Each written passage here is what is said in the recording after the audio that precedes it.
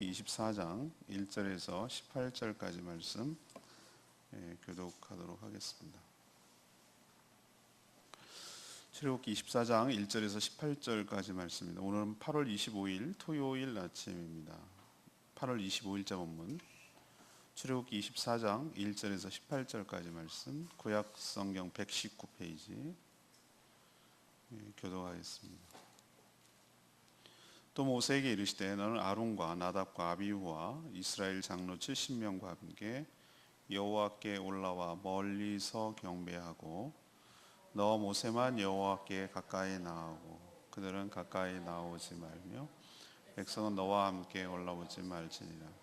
모세가 와서 여호와의 모든 말씀과 그의 모든 율례를 백성에게 전하매 그들이 한 소리로 응답하여 이르되 여호와께서 말씀하신 모든 것을 우리가 준행하리이다.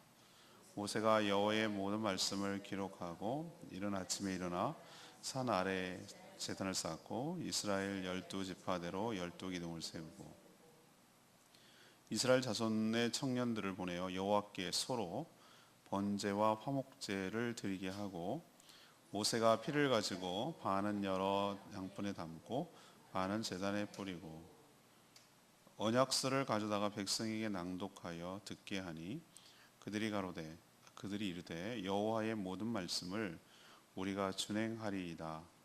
모세가 그 피를 가지고 백성에게 뿌리며 이르되 이는 여호와께서 이 모든 말씀에 대하여 너희와 세우신 언약의 피니라.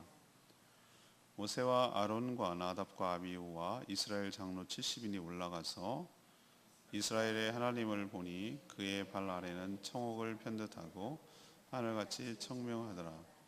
하나님이 이스라엘 자손들의 존귀한 자들에게 손을 대지 아니하셨고 그들은 하나님을 뵙고 먹고 마셨더라.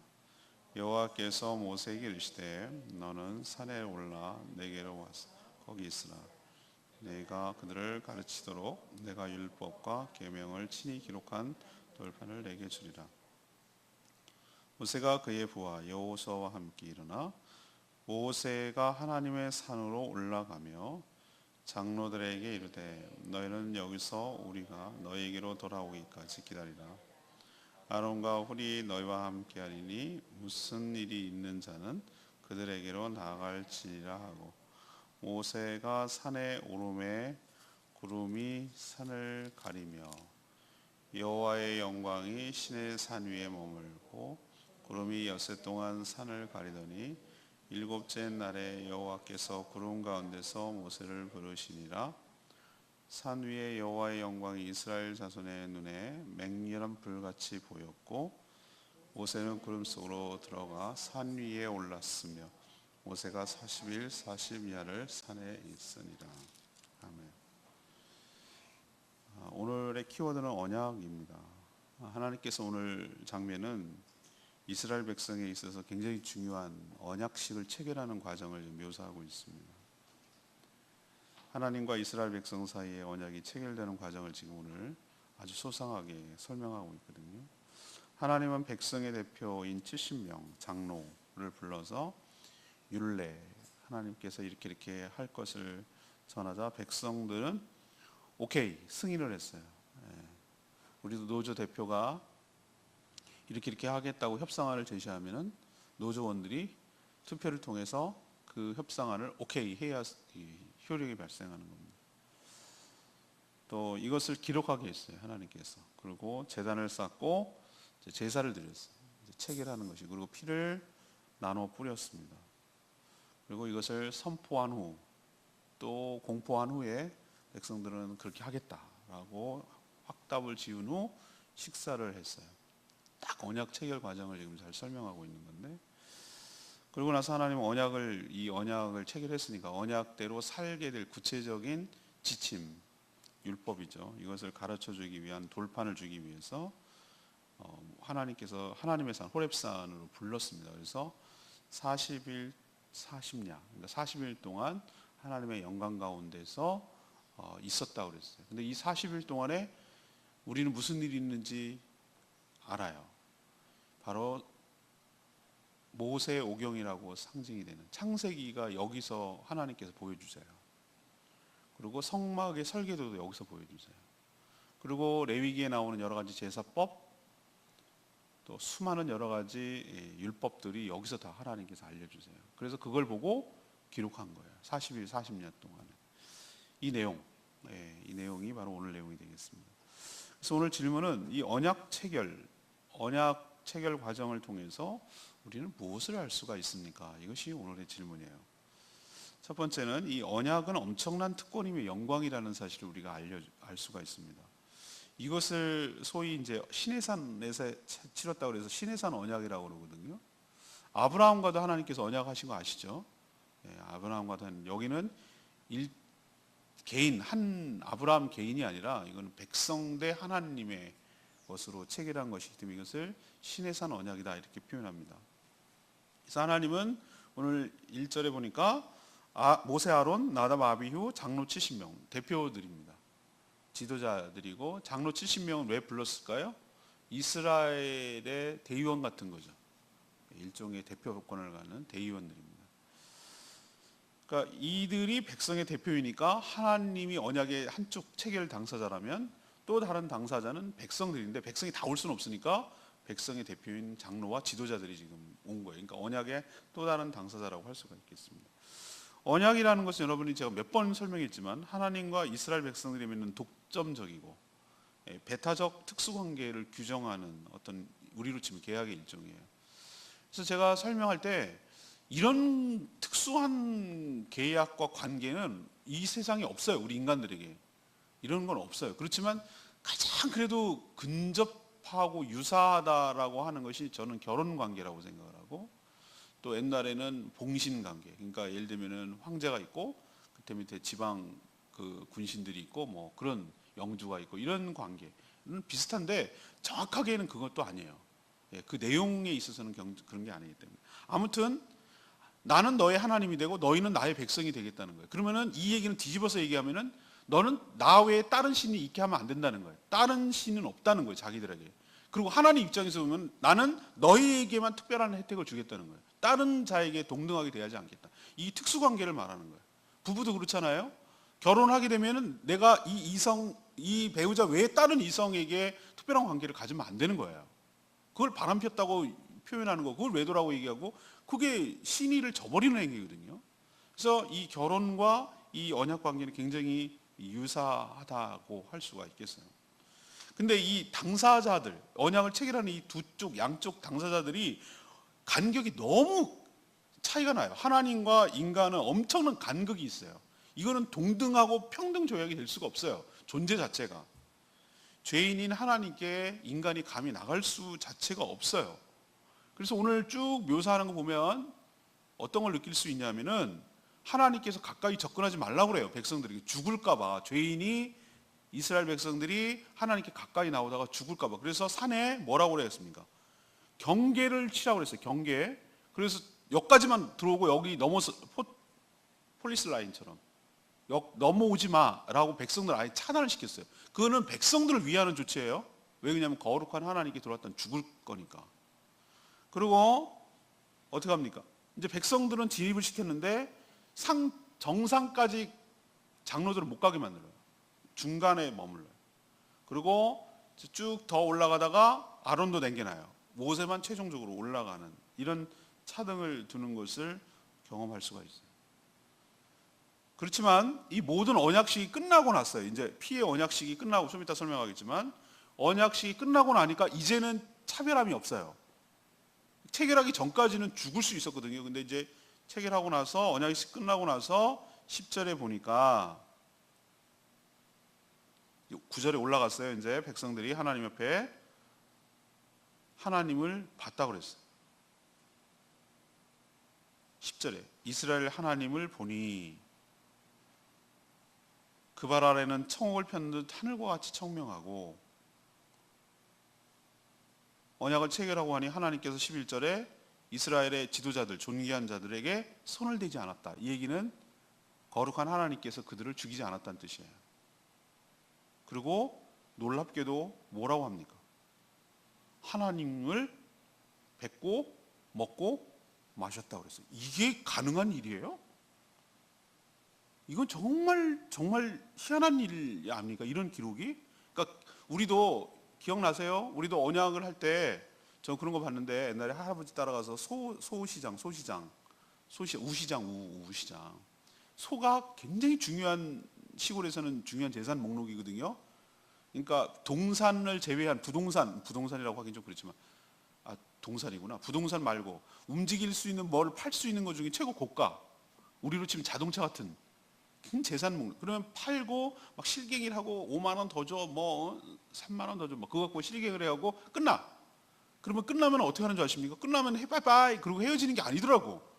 이제 서로 약간 양보를 한 거죠. 내가 더 받아야 되는데 내가 더 좀 챙겨, 이러고 나는 이제 약간 모자란 듯하게 이제 어느 선에 결정되는 거예요.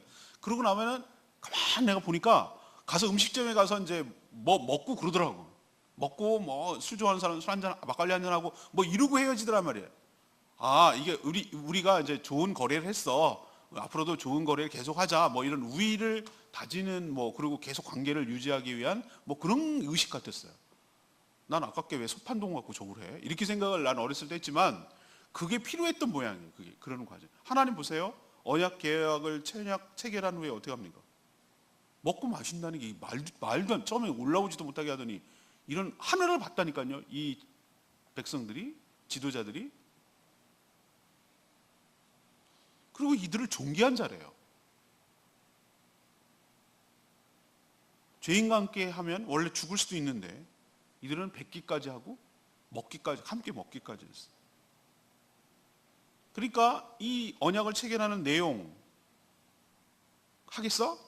그러니까 그러면 이대로 한다. 공포. 그리고 공포식이 끝나면 뭐 하는 거죠? 축하잔치. 이런 순으로 지금 언약이 체결되는 거죠. 이처럼 하나님과 이스라엘 백성이 이런 특별한 언약을 통해서 특별한 관계를 영원토록 맺는다는 것은 누구에게 좋은 일입니까? 우리에게 엄청나게 좋은 일입니다. 인간 측면에서 보면. 하나님이 이렇게 한다고 해서 뭐가 유익이 있는 것이죠? 오히려 큰 부담만 끌어안는 것 아닌가요? 인간들을 관리하고 그 언약을 지켜야 되는 엄청난 부담감만 있는데도 불구하고 우리는 어떡합니까? 감히 가까이 갈 수 없는 이 죄인이 하나님과 언약을 맺고 특별한 관계를 맺는다는 것은 인간 측면에서 보면 이거는 죽을 수도 있는 존재인데 죽기는커녕 관계를 맺는 언약을 맺었다. 이거는 굉장한 특권이고 축복인 줄로 믿습니다. 사람들이 이건 구약 얘기구나 이렇게 생각하는데 그렇지 않아요. 이게 좀 이따 얘기하지만 우리와 하나님이 예수 그리스도를 통해서 언약을 맺으신 줄로 믿습니다. 그것을 새 언약, 그래서 신약이라고 부르는 거예요. 우리도 예수님을 통해서 하나님과 특별한 관계가 맺어졌어요. 그래서 하나님은 예수 그리스도를 통해서 내 안에 계시고 나는 주님 안에 계시고 우리가 하나님의 자녀가 되었고 우리가 천상을 경험하고 우리가 눈을 감고 하나님 예수 그리스도의 이름으로 기도할 때 하나님이 들으시는 채널이 영적인 세계로 연결되는 축복을 주시고 지금 이렇게 힘들게 살아가지만 천국에 들어갈 수 있는 축복을 주시고 이 땅에 사는 동안에도 하나님의 자녀로서의 특별한 권리를 누리게 하시고 기도와 기도 응답을 통해서 특별한 은혜를 누리게 하시고 이런 관계가 어떻게 형성이 됐냐면은 예수 그리스도와의 언약, 피 언약 때문에 생겨난 놀라운 역사인 줄로 믿습니다. 우리도 이런 특권을 갖고 있다는 거 기억하시기를 바랍니다. 죽을 수 있는 죄인이 하나님을 뵙고 먹고 마신다? 이건 굉장한 축복이에요. 자, 두 번째, 이 언약을 통해서 무엇을 할 수가 있는가? 언약은 생명을 담보로 지켜야 된다는 거예요. 언약은 생명을 담보로 지켜야 된다. 언약 체결 과정에서 모세는 여호와께 청년들을 시켜서 소를 갖고 와서 뭘 했습니까? 번제 그리고 화목제를 드리게 했어요. 화목제. 그리고 4절에 보면은 이스라엘 12지파대로 12기둥을 세웠어요. 그리고 번제와 화목제를 드렸어요. 12기둥은 이스라엘 백성인 거 아시죠? 그리고 번제와 화목제는 두 가지 의미가 있어요. 번제는 하나님께 온전한 헌신, 화목제는 서로 말 그대로 서로 감사하며 축하하며 서로 우위를 다지는 그런 화목제의 의미가 있어요. 그리고 그 동물을 잡는 과정, 소를 잡는 과정에서 피를 받았어요. 근데 피는 한쪽은 하나로 받고 하나는 6절에 보면 여러 반은 한 푼에 받고 반은 여러 양푼으로 담았다고 그랬어요. 보이십니까? 이런 디테일함이 저는 참 중요하다고 생각하는데, 반을 나눴는데 반은 큰 거에다 담고 나머지 반은 여러 양푼에 나눠 담았다고 그랬어요. 많은 사람들이 놓쳐요, 이 부분을. 왜, 뭐야 이게 왜 그래? 라고 생각하는데 그 이유를 설명할게요. 자, 그리고 뭐라고 합니까? 낭독을 합니다. 언약서를 갖다가 쭉 계약서의 일종의 7절에 백성들에게 낭독하니까 이대로 할까? 어떻게 할래? 라고 물으니까 7절에 백성들이 뭐라고 그랬어요? 여호와의 모든 말씀을 우리가 뭐 하리다? 준행하겠습니다 라고 인준을 해준 거예요. 인준. 이대로 따르겠습니다 라고 인준을 해준 거예요. 그러고 나서 모세가 8절에 그 피를 반쪽은 어디다 뿌렸습니까? 제단에 뿌렸습니다. 반 받은 거. 그 다음에 나머지 여러 양푼에 나눠져 가진 거는 8절에 백성들에게 뿌렸습니다. 백성들에게 뿌려 여러 명이니까 한 명만 뿌릴 수 없으니까 여러 양푼에 나눠 가진 거예요. 뿌렸어요.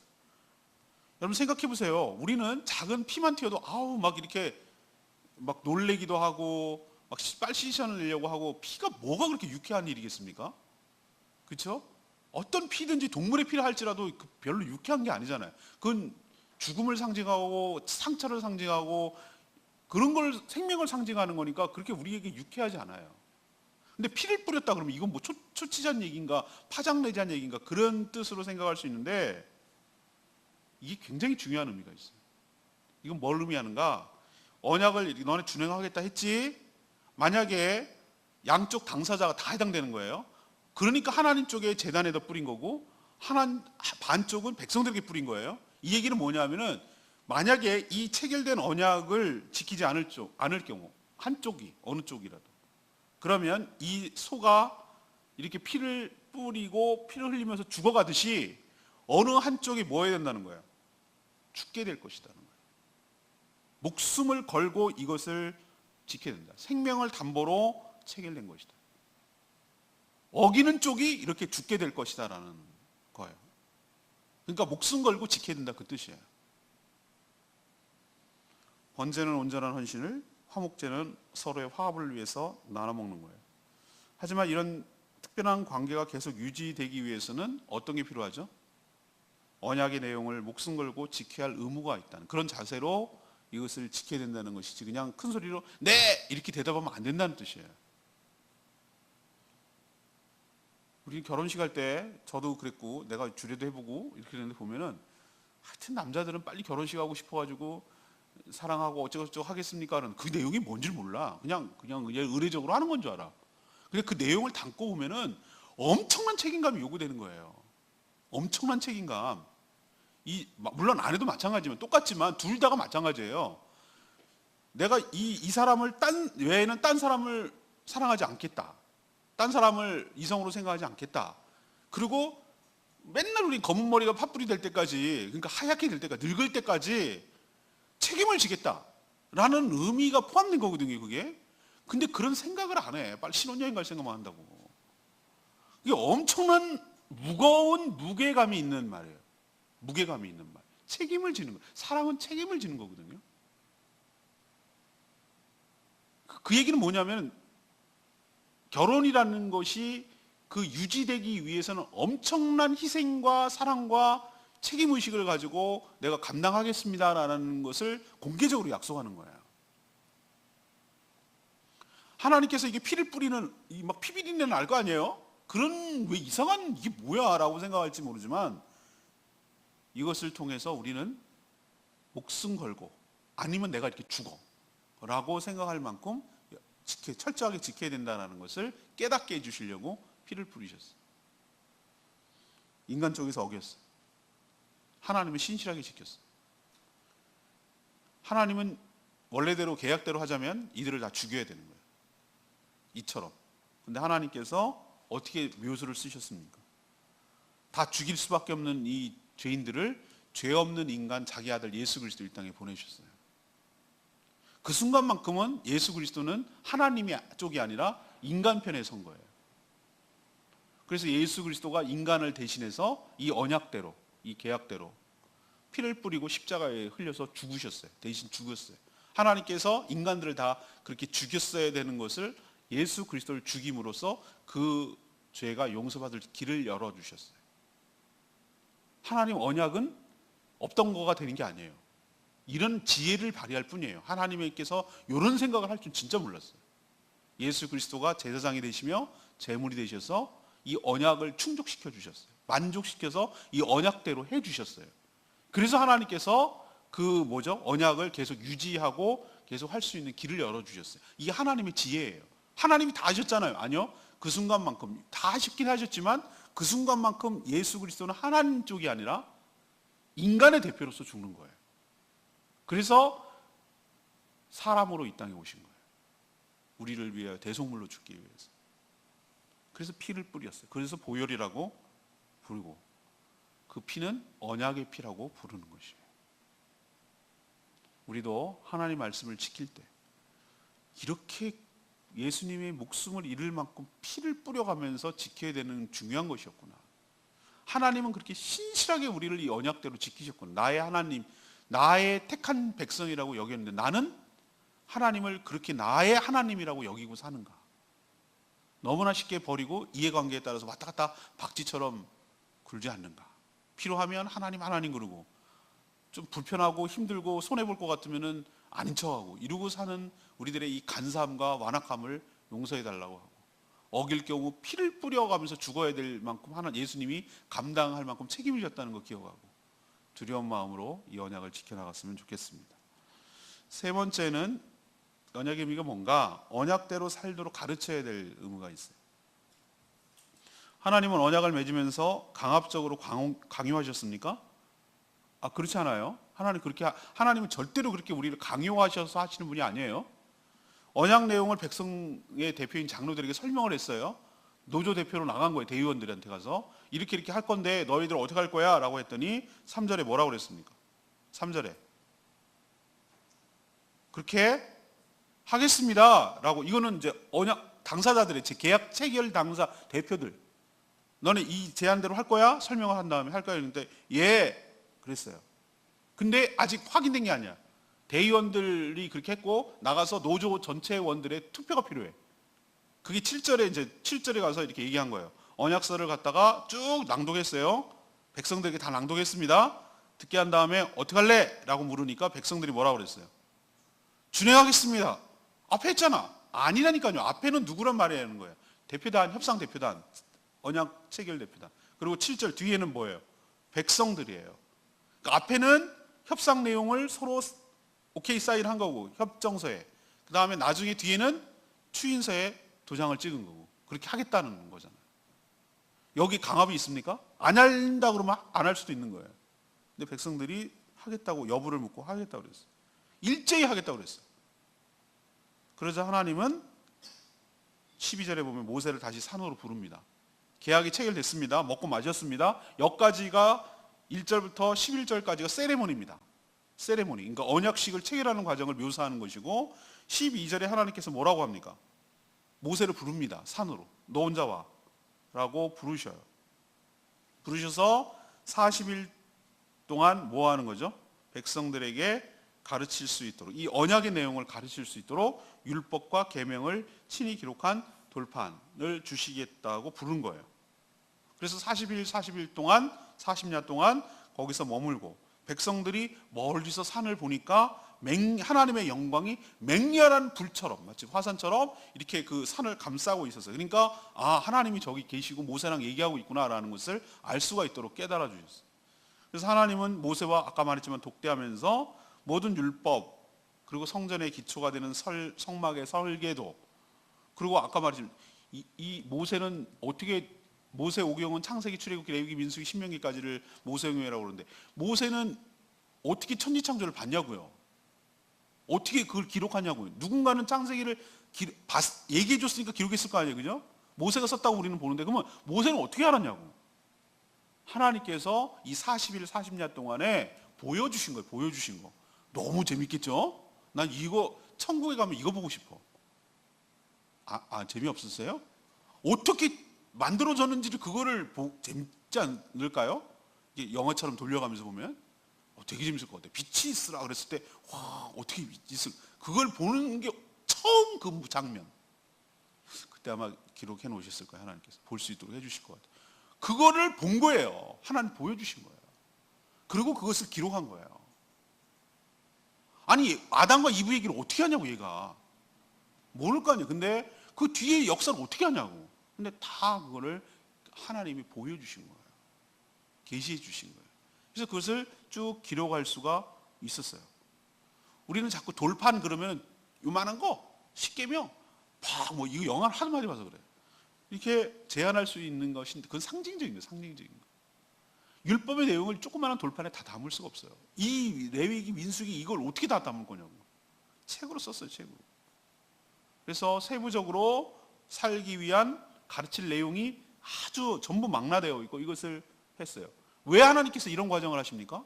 언약만 체결하면 뭐 할 건데? 언약을 어떻게 구체적으로 우리 삶 속에서 실행을 할 것인가, 지킬 것인가에 대한 세부 지침을 알고 가르쳐야 될 거 아니에요. 그러기 위해서 교육 내용을 받아갖고 와야, 전수 받아갖고 와야 될 거 아니에요. 우리도 마찬가지예요. 네, 하나님 믿겠습니까? 네, 믿겠습니다. 라는 것으로 끝나는 게 아니에요, 신앙생활은. 내가 당신 예수 그리스도를 믿겠습니까? 네, 믿겠습니다. 세례 받겠습니까? 네, 받겠습니다. 그게 신앙의 전문 줄 알아요. 아니, 그 뒤가 중요해요. 뒤가 뭐냐면은 모세가 받았듯이, 그러면은 언약대로 산다는 건 어떻게 사는 거냐고.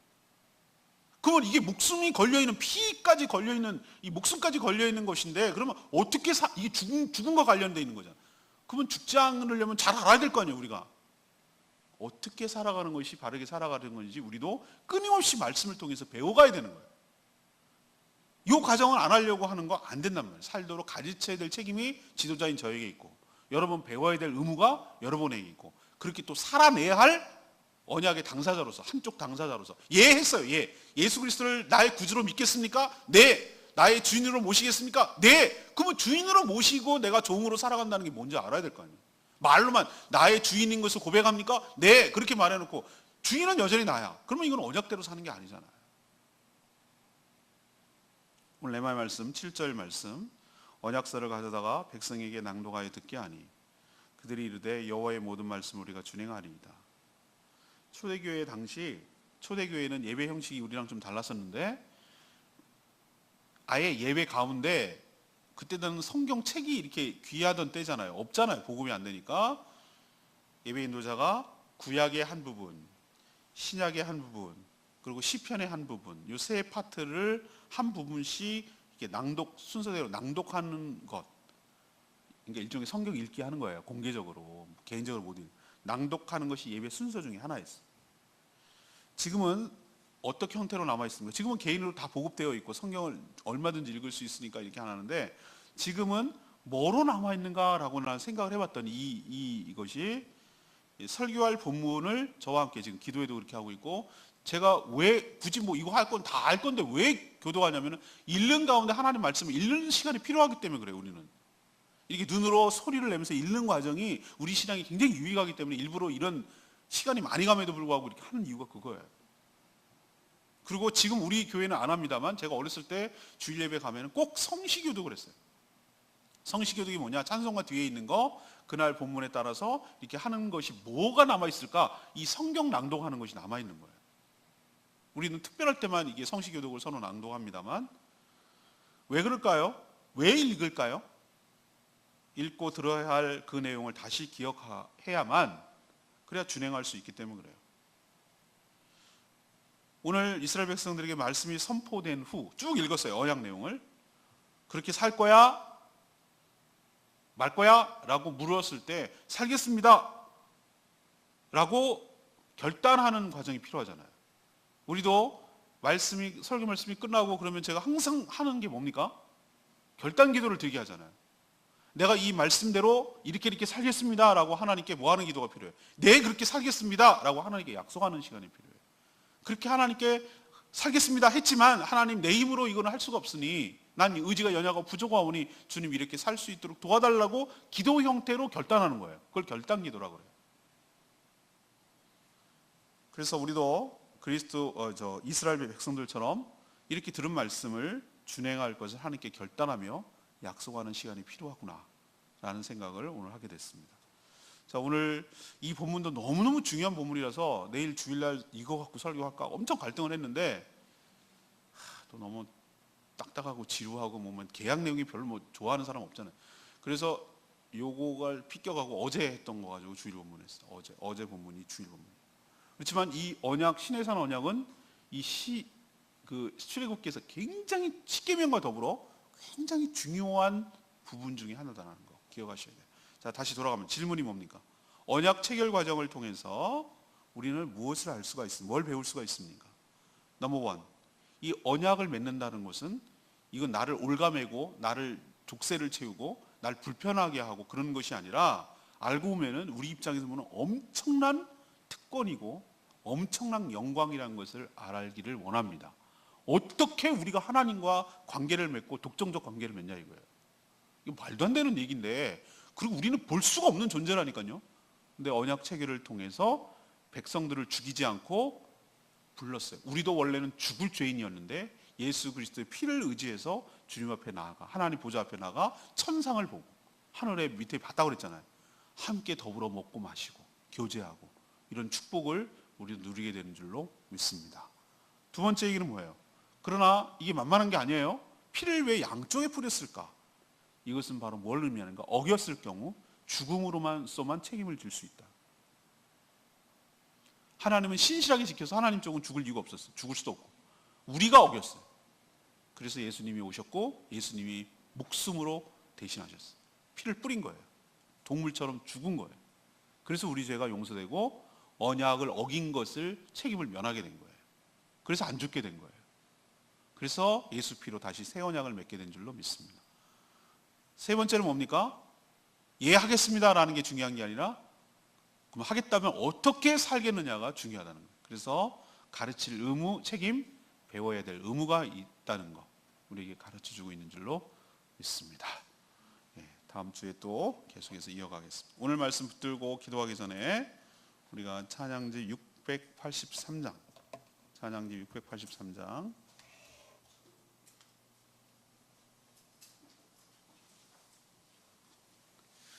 찬양지 683장 주의 보좌로 나아갈 때 어떻게 나가야 될까? 나를 구원하신 주의 십자가 그것을 믿으며 가네. 자격 없는 내 힘이 아닌 오직 예수님의 보혈로 힘입어 나가면 맞습니다. 우리가 어떻게 나가겠습니까? 예수님의 보혈로 하나님 앞에 나가 예배하는 줄 압니다. 주의 보좌로 나갈 때